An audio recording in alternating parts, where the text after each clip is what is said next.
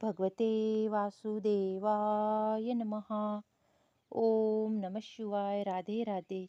जय श्रीराम, जय श्रीकृष्ण. श्रीमद भगवद्गीता मराठी सांख्य योग अध्याय. हिंदू धर्मातील हा पवित्र धर्मग्रंथ आहे. हा श्रीमद भगवद्गीतेचा व्हिडिओ शेवटपर्यंत नक्की ऐकत चला, कारण श्रीमद भगवद्गीता ही एक जीवनाचं सार्थक आहे.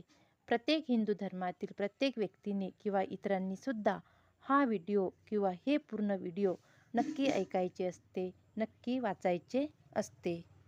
जे लोक इंद्रिय तृप्ती आणि भौतिक ऐश्वर्य यावर अत्यंत आसक्त झालेले आहेत आणि त्यामुळे मोहग्रस्त झालेले आहेत, त्यांच्या मनामध्ये भगवंताची भक्तिमय सेवा करण्याचा दृढ निश्चय उत्पन्न होऊ शकत नाही. समाधी म्हणजे स्थिर मन होय. निरुक्ती या वैदिक शब्दकोशात म्हटले आहे. सम्यंग आधियते स्मित. जेव्हा मन आत्मज्ञानामध्ये स्थिर होते तेव्हा ते समाधीस्थ आहे असे म्हटले जाते.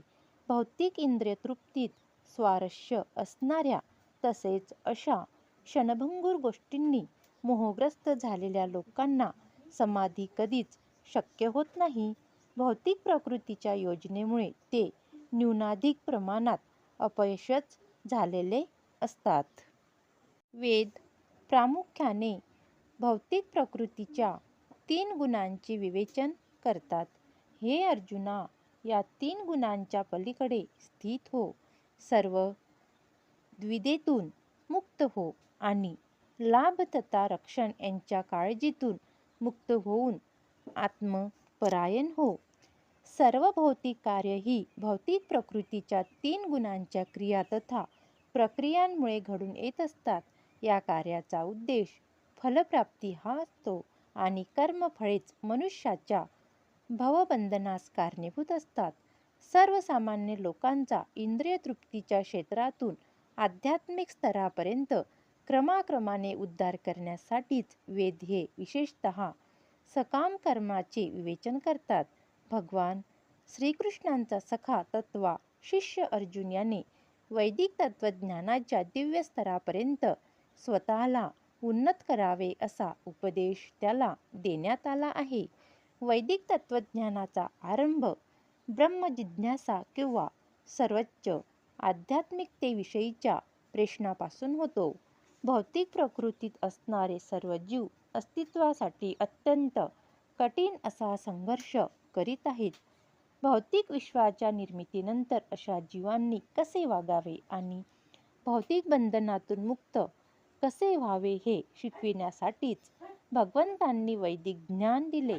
जेव्हा इंद्रिय तृप्तीच्या कार्याचा अंत होतो तेव्हा कर्मकांडाचा अध्याय संपतो, तेव्हा उपनिषदांच्या रूपामध्ये आध्यात्मिक साक्षात्कार प्राप्तीची संधी उपलब्ध होते.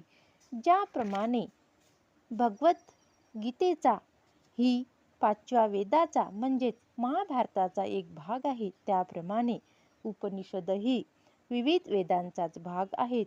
उपनिषदांपासून आध्यात्मिक जीवनाचा प्रारंभ होतो. भौतिक शरीराचे अस्तित्व असेपर्यंतच भौतिक गुणांच्या क्रिया आणि प्रकृतिया घडत असतात. मनुष्याने सुख आणि दुःख किंवा शीत आणि उष्ण इत्यादी द्विधेतून सहनशील होण्यास शिकले पाहिजे. अशा द्विधेंना सहन करून लाभ आणि हानी यांच्या काळजीमुक्त झाले पाहिजे. मनुष्य पूर्णतः श्रीकृष्णाच्या इच्छेवर अवलंबून राहून पूर्णपणे कृष्ण भावना भावित होतो, तेव्हा या दिव्य आध्यात्मिक स्तराची प्राप्ती होते. लहान विहिरीद्वारे होऊ शकणारी सर्व कार्य मोठ्या जलाशयाकडून त्वरित होऊ शकतात. त्याचप्रमाणे ज्या ज्ञानी मनुष्याला वेदमार्गाचा हेतू माहीत आहे, त्याला वेदांशी संबंधित असलेली सर्व कार्य सहजपणे प्राप्त होतात. वैदिक वाङ्मयाच्या कर्मकांड विभागामध्ये वर्णित धार्मिक विधी आणि यज्ञाचा उद्देश मनुष्याला आत्मसाक्षात्कारामध्ये यथावकाश प्रगती करण्यासाठी प्रोत्साहित करणे हा आहे. भगवद्गीतेमधील 15व्या अध्यायात आत्मसाक्षात्काराचे प्रयोजन स्पष्टपणे सांगण्यात आले आहे. वेद ध्यानामध्ये प्रयोजन हे सर्व गोष्टीचे आदी कारण भगवान श्रीकृष्ण यांना जाणणे हे आहे. म्हणून श्रीकृष्ण आणि त्यांच्याशी असणारा शाश्वत संबंध म्हणजेच आत्मसाक्षात्कार होय. जीवांचा श्रीकृष्णाशी असणाऱ्या संबंधांचा उल्लेख भगवद्गीतेमध्ये करण्यात आला आहे. जीव हे श्रीकृष्णाचे अंश आहेत, म्हणून जीवाने कृष्ण भावनेचे पुनरुज्जीवन करणे ही वैदिक ज्ञानाची परमोच्च पूर्णावस्था आहे. याची श्रीमद भागवतात पुढील प्रमाणे पुष्टी करण्यात आली आहे. हे भगवन, तुमच्या पवित्र नामाचे स्मरण करणारा मनुष्य जरी चांडाळासारख्या कुत्र्याचे मांस भक्षण करणारा नीच कुळात जन्मला असला तरी तो आत्मसाक्षात्काराच्या सर्वोच्च अवस्थेत स्थिर आहे. अशा मनुष्याने वैदिक विधिविधानांनुसार सर्व प्रकारचे यज्ञ आणि तप केले असले पाहिजेत आणि सर्व तीर्थस्थळांमध्ये अनेक वेळा स्नान करून वेदांचे अध्ययनही केले असले पाहिजे.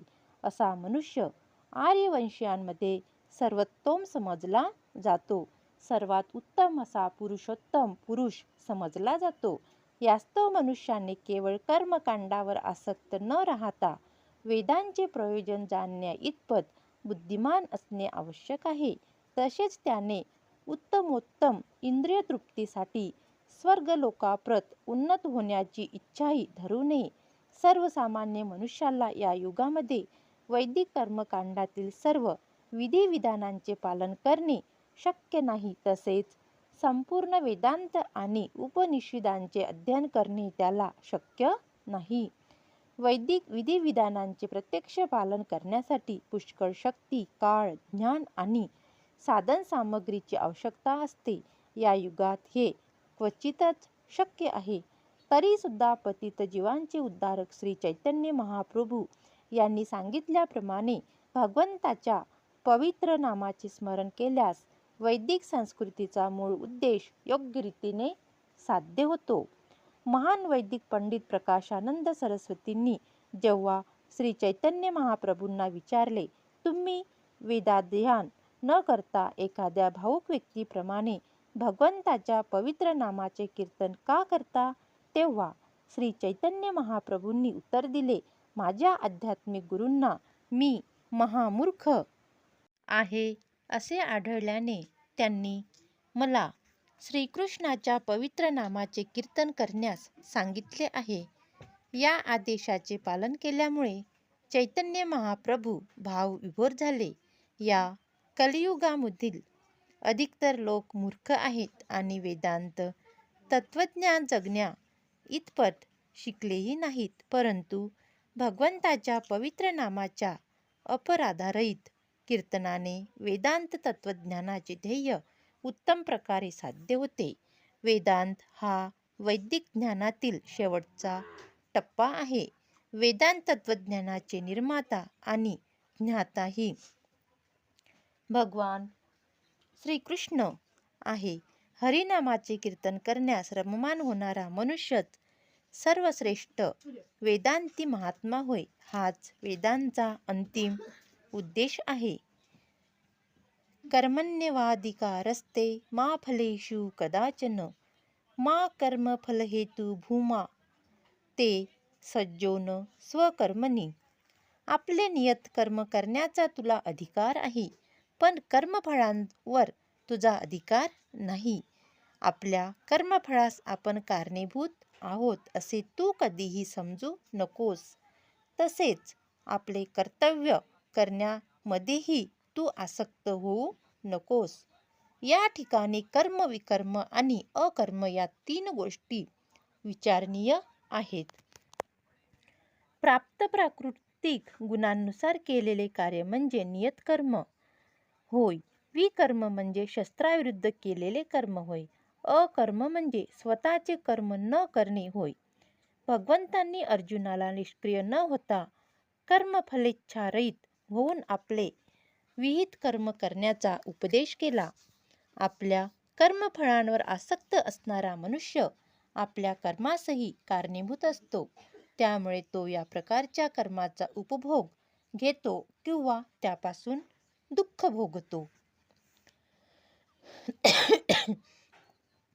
नियत कर्माचा विचार केल्यास अशा प्रकारचे कर्म 3 प्रकारे विभाजित करता येते. नित्य कर्म, नैमित्तिक कर्म आणि सकाम कर्म. शास्त्राच्या आदेशानुसार कर्तव्य म्हणून फलेच्छाविरहित केलेले कर्म सत्वगुणयुक्त कर्म असते. फळाची आशा ठेवून केलेले कर्म बंधनकारक ठरते, म्हणून असे कर्म अशुभ असते.